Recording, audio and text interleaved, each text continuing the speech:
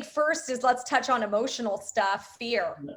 Mm-hmm. Fear is, I think for real estate investing, fear is a real thing that we face because especially with house flipping, it feels like professional gambling, really. Yeah. Yeah. It really is almost. Yeah. It kind of is, so I had to, really deal with a lot of sleepless nights and a lot of anxiety about losing money. I never wanted to lose investor money.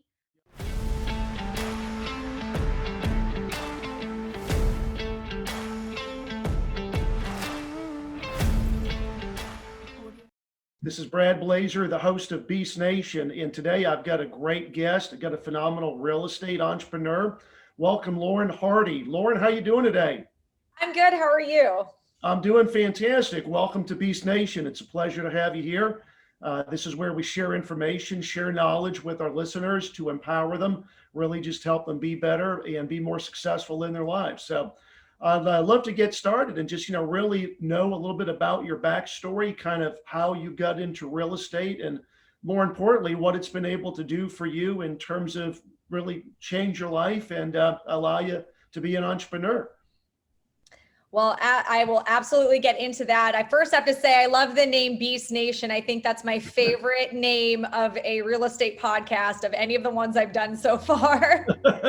Yeah, we're a little different. Yeah, it's awesome. It's catchy. Like you can't forget it. So yep. I love that. But yeah, so I started in real estate about 9 years ago. As far as a real estate entrepreneur, I actually was always in real estate from right out of college. My first internship was in commercial real estate. Okay. So I got into an internship working for Sperry Van Ness, and I was an intern and I was helping with the office department, the industrial guys, and the retail leasing administration. So I was like writing up leases and I was opening up doors for tenants to do walkthroughs and stuff. It was such a great experience. And my goal was, I'm going to be a broker. I thought that was what I was going to get into. But, the economy had a different idea, and that was 2008. So it was not the best time to be a broker, I learned. Yep.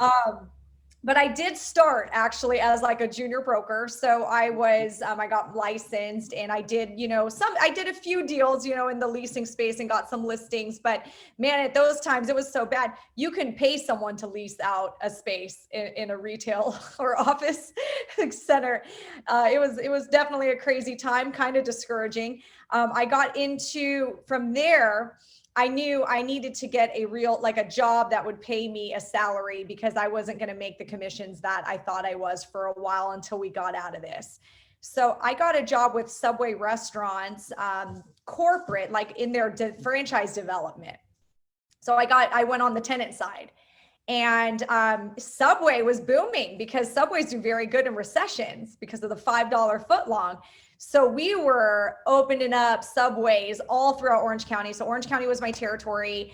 And it was a small little development office. So I was really, even though I was very young, I was like 22 years old, I was right under, the head of development.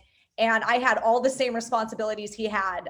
He put everything on me and it was great. It was an amazing experience. I opened up 30 Subway franchises, sold the franchises, did all that. So it was amazing. So I got a really cool commercial real estate, well-rounded experience. But things changed, and I became a mom, and I realized that, working for corporate real estate, you've got to be there 8 to 5. And, if your kid gets sick, you can't just leave because you want to.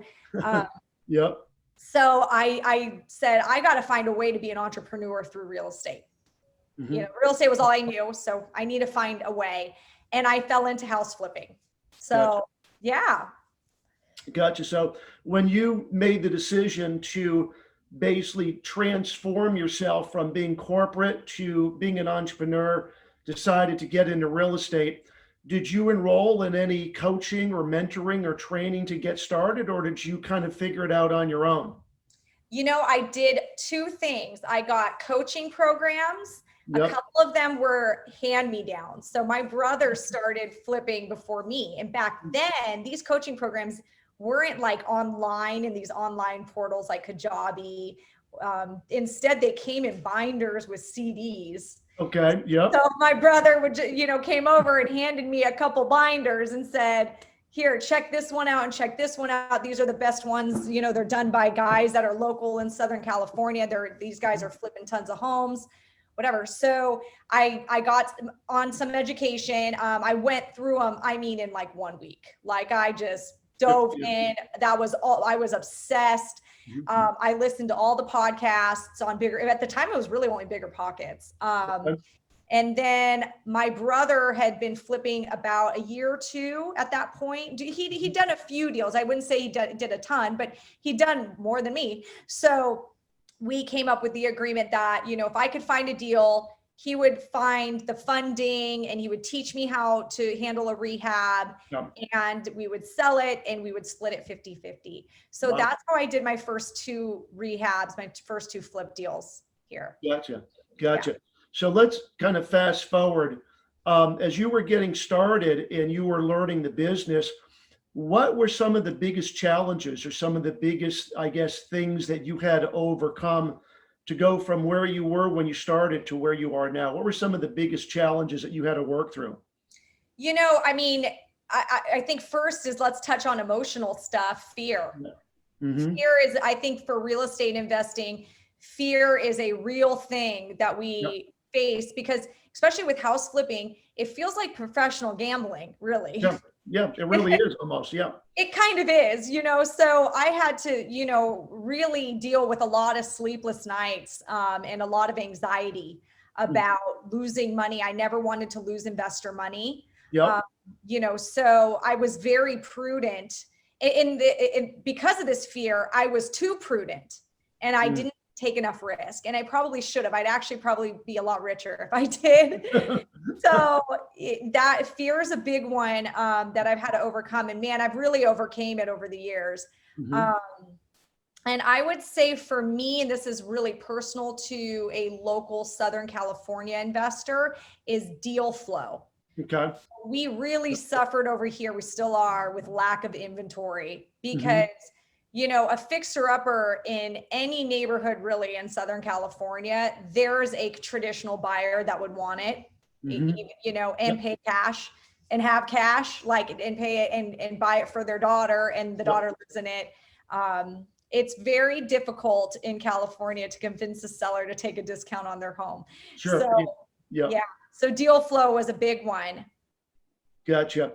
Now let's talk about deals, because, I always love talking to people about deals that they remember.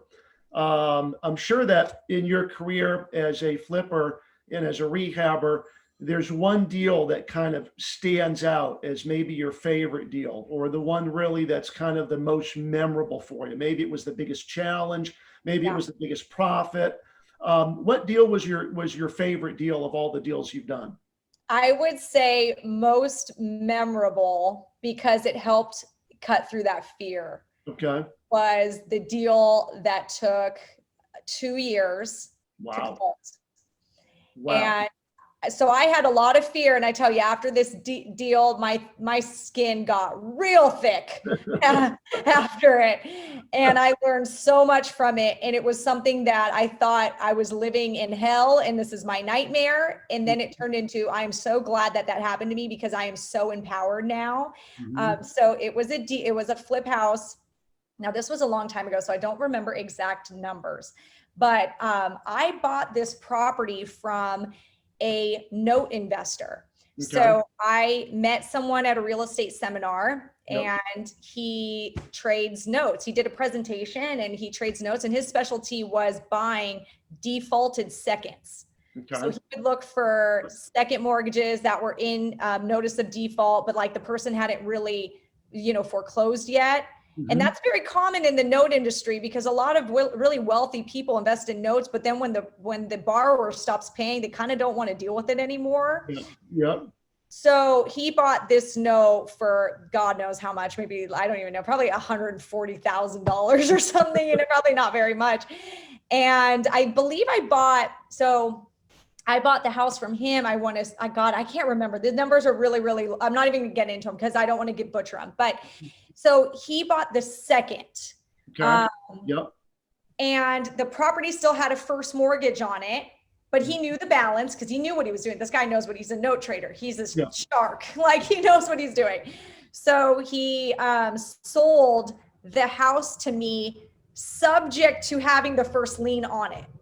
Okay, gotcha. Now, the reason I signed up for it was because I was getting a smoking deal, and there was, the rest of the title was clean. It would just had one, it had a lien for, I think, 225 or something in the front, the first, second, and then the second position's now wiped out. So I was buying it. And this house was something, that would probably be worth like 450, 500,000. Wow.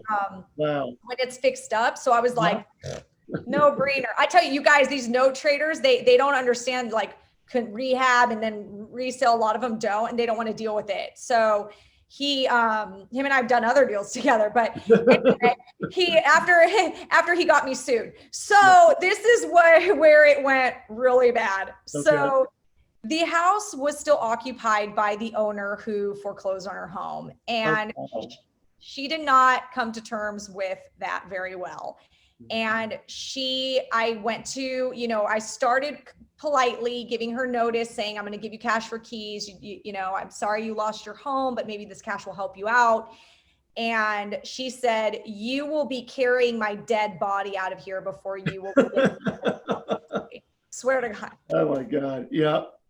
Yep. So I was like, okay. So I hired an attorney and we proceeded with the eviction. And well, what she did was hired an attorney and sued me for everything you could be sued for. I swear to God, there was not one cause of action left.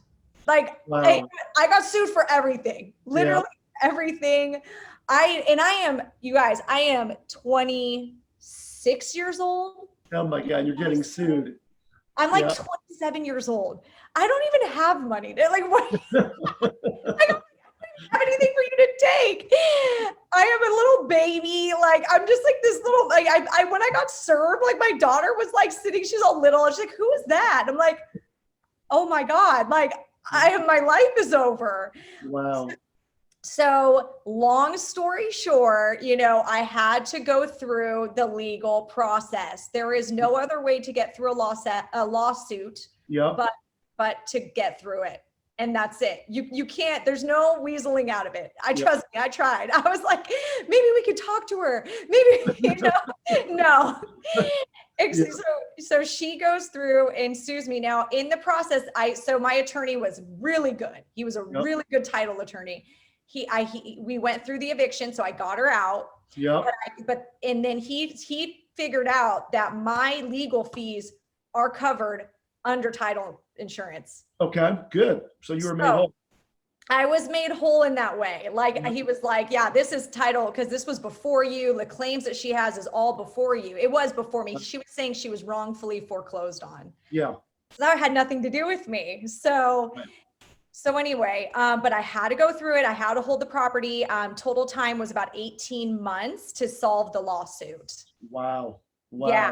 Yeah. Lots of depositions. Yep. Now, when she finally got out of the property as a typical tenant, I'm sure that's, now pretty upset going through this whole process, paying legal fees. Did she, end up trashing the place and just leaving it in, complete catastrophe? Or, was she somewhat responsible when she moved out, realizing now through this legal battle that she was in the wrong?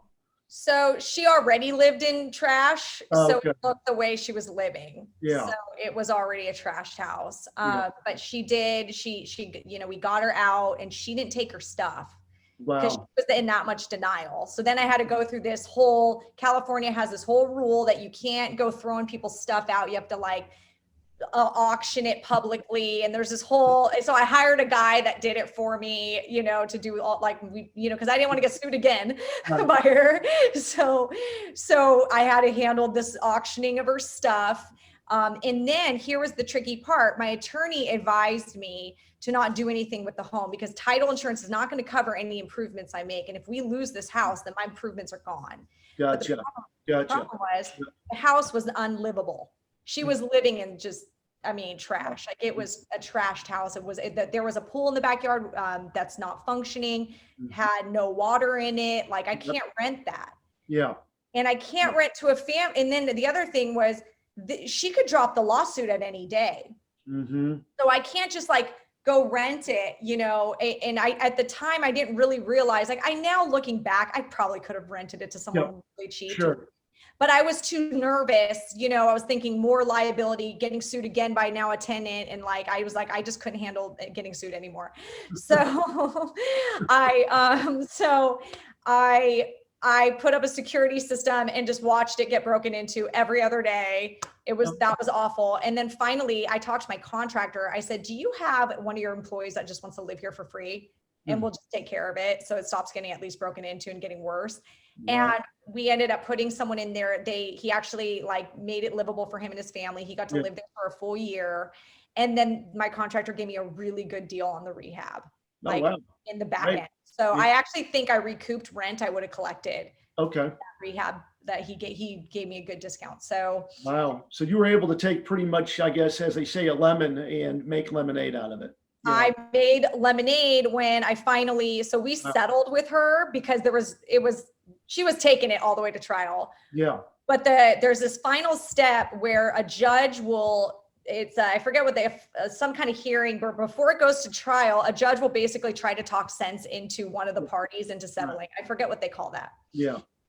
So the judge was talk sense into her, saying, you have no chance you're going to win this. Like you could take it to trial, but you're not going to win. And then like, you just now wasted like more money, more time. They're offering you $4,000 to just go take it and run. Yeah. Just take it and run. So she took the $4,000, very angry with me, but she did. And then she wrote a bunch of crap online about me. And then, but you know what? I got the house out. I was like, yes, like, and that day was like, oh, like, you know, just such a relief, you know, to be done. And we rehabbed the home. I only had to put $40,000 in it because my contractor basically cut his margins off of everything. And I made $90,000 on that flip. Good for you. Wow. So, that's fantastic. Good. I was made whole. My investors were made whole. Everybody, it worked out fine.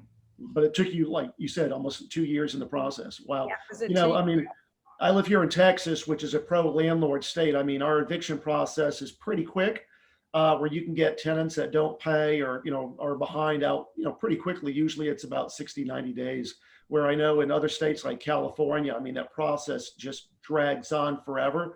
But, you know, certainly we've had terrible tenants as well, and have had to go through eviction and people leaving stuff in their properties. Here in Texas, it's a lot easier. You pretty much just call the constable. He shows up, kind of takes an inventory, and then says, okay, goes out on the curb. And so, you know, we just basically with one of our properties had to put stuff out on the curb, sent the woman a text and said, your stuff's outside, you know, come get it. If it rains, it rains. You know, if it gets stolen, it gets stolen. So that's why I love, you know, real estate in Texas and some of what I call the more landlord friendly states. So tell me about like your business now. You know, you've done a lot of deals, and I know a lot of real estate entrepreneurs that get started, you know, rehabbing, fixing, flip them. The problem is it's a business where it's like deal specific. You do a deal, you make a profit, you do another deal, but then there are people like you that I talk to or others that are like, you've scaled this where it's like now you can do, you know, 2 deals or sometimes 3 deals a month. Where I talk to people, they're like, oh yeah, you know, rehabbed and we flipped like 150, 200 houses. How did you get to the point from where you were starting, just doing, you know, 1 or 2 deals with your brother, to really scaling your business to give you the success that you've had today? Yeah, well, so my business has changed a lot, and I've had to pivot into more. I am now more of a volume wholesaler to date, only because of where we are in the market right now. Because where the market has, you know, real estate, sometimes it's different every year, and you have to be, you know, able to change your business model to meet the market conditions. So what happened with me, you know, other than just, you know, I always had the goal to ramp up and do more, but there was a point where Southern California, it was becoming very expensive to acquire one flip house in marketing costs. And I was going longer and longer periods where I couldn't find my next deal. Gotcha. And I was getting really nervous. Like that was not a very unsettling feeling when I didn't know when my next check would come. So I made the decision to go virtual, meaning I do deals out of state, in states that are easier, you know, where there's more seller distress and there's better margins. And the way I came up with that was just seeing, you know, my peers in other mastermind groups weren't dealing with what I was dealing with. You know, they didn't have to make 100 offers to get one deal. You know, they'd have to make 10 and get one deal. You know, they weren't working nearly as hard as I was. So I made the decision about 2016 to try doing something in a different territory and just see how it goes. Gotcha. So yeah, so I first did some development. That was the first thing I tried. I built a few homes in Nashville, ground up construction. Yep. And that was awesome. It went really well, really cool experience to like be able to build those homes in East Nashville, super fun. And then that led into more wholesaling. I was flipping a little bit in Nashville, but it was really hard. You know, when you're not there and you're flipping a house, a contractor can really lie about what they're seeing. Yep. And it's really hard to verify because you're not there. So I realized I had too many ways of getting taken advantage of with flips, but wholesales were really clean and it was easy. It eliminated the rehab. So I started wholesaling more at volume. So the goal became, well, why don't you just do volume wholesaling, and that's what you do, and you know, just do that for a while until California cools off, and maybe I can do flips again in California when the market, you know, turns again. Sure. So yeah, so that turned into more of a volume wholesale model. I'm now in 4 different markets, more in the Midwest, 1 in the East Coast. And these are, you know, they're more volume, they're smaller deals, but I have a team. We're pretty consistent. It's nice because I don't have to work in the business anymore. I have a team and I'm someone that manages all of them. So I'm able to work on other business ventures that I wanted to get into. So yeah, so that's where I'm at today.